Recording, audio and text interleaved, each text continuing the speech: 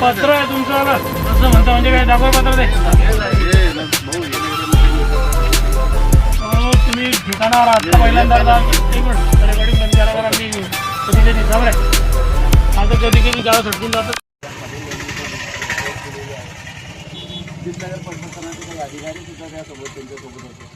काय नेमका निर्णय काय तोडगा यामध्ये निघालेला भाऊंनी काय आश्वासन दिलं सर्वप्रथम तुम्ही आमदार चंद्रकांत पाटील साहेब त्यांना धन्यवाद देतो त्यांनी गेल्या 12 दिवसापासून ज्या तरुणांनी आपल्या हक्कासाठी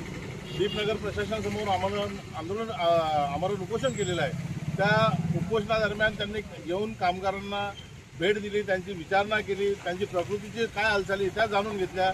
आतापर्यंत एकही लोकप्रतिनिधी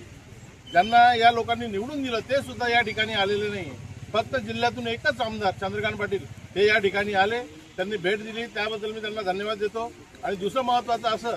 की